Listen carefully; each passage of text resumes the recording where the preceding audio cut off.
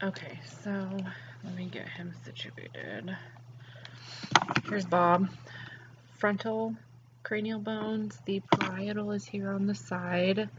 Can you see maybe from the side? Parietal's on the side. Occipital is the back of his head here. Here's the external occipital protuberance, and this is where the nuchal ligament and the trapezius muscle attach. And then the temporal bone is here on the side. Let's see.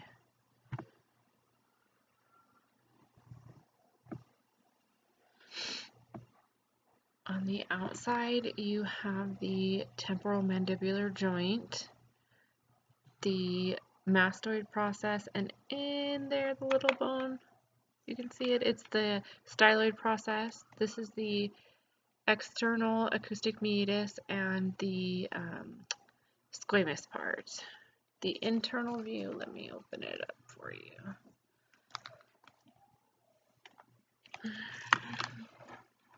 Sorry, Bob, here's your brain.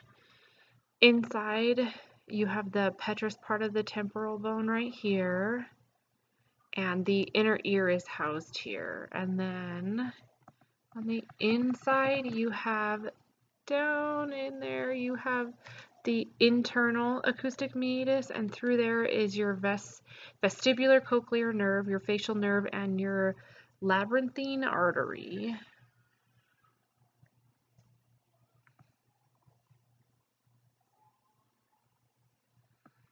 Okay, so your external view, you have your sphenoid, and you can see it inside the orbit here, all the way at the back. You have the superior orbital fissure, and inside through that passes the optic nerves. Let me show you the sphenoid from the inside. Okay, so can you see it is our bat wing here, and you have the lesser wing here at the front and the greater wing back here.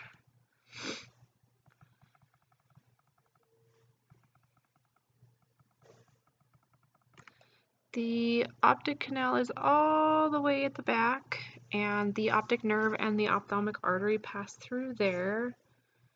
The sella turcica is in here, and the pituitary gland right there sits right on top of it.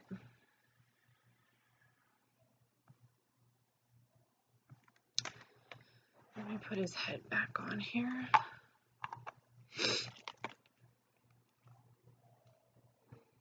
Oh, you know what? I need this open still. I'm sorry.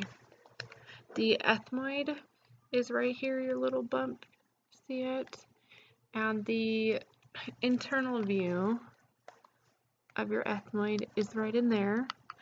The crystal galley is right here. Can you see? Right here. And then the cribiform plate is on the side. The crystal galley is where the falx cerebri attaches, and the cribiform plate is what supports your olfactory bulb. Now I can put his head back on. Okay, sutures.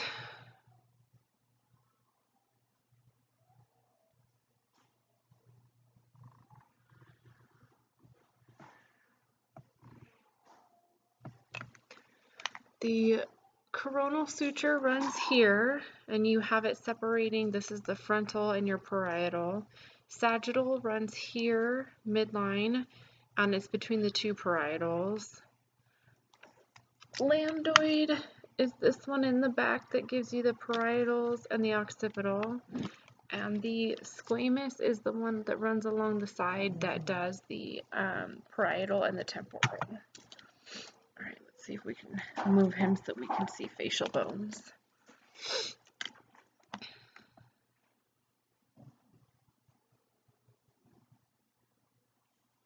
So you have the maxilla, and the ridge here is the alveolar process, your nasal bones, your zygomatic, and this is the whole zygomatic arch. The front part's the zygomatic, the back part hits your temporal. Your ethmoid is right here, your vomer's here, and the two bones that give you your nasal septum are your vomer and your ethmoid. The inferior nasal concha is down here at the bottom, and it separates your nasal cavities.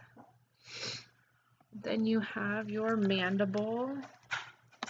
Sorry, I got knees in my way here. You have your mandible, and you have the body of your mandible. You have the ramus. Let me get in here. I don't know if you can see, there we go. You have the mandibular condyle, the mandibular notch. I'm sorry, this is the condyle, your mandibular knots, and your coronoid process.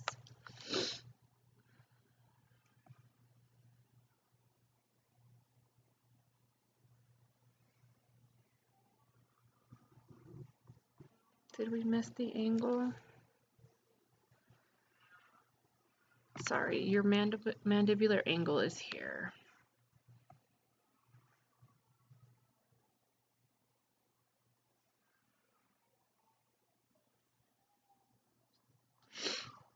All right, cervical column. So there's 4 curves of the cervical column. You're going to have of the vertebral column, you're going to have the cervical, thoracic curve, lumbar curve, and then your sacral. The cervical and sacral are primary. The thoracic and lumbar are secondary.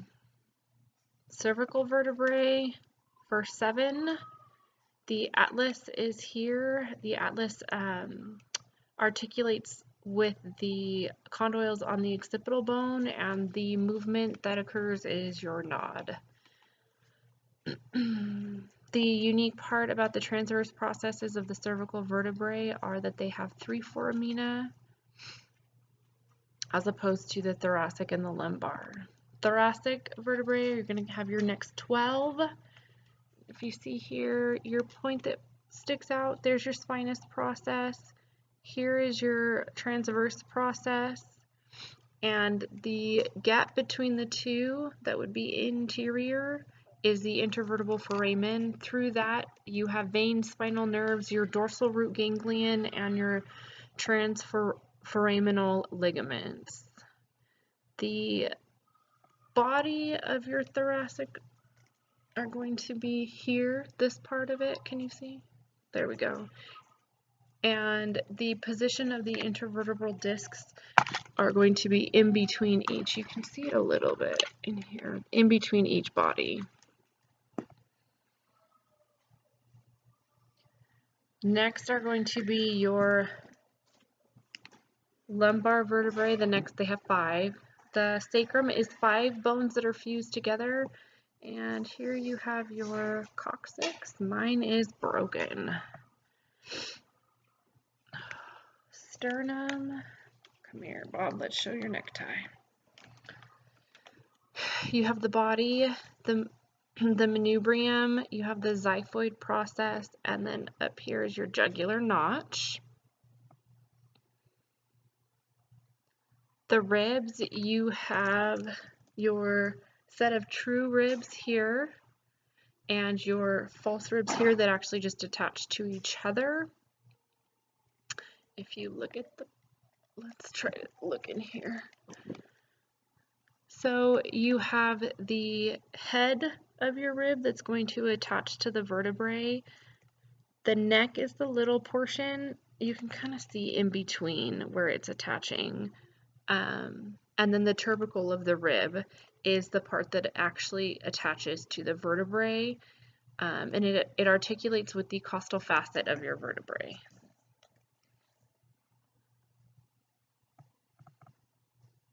And that is all.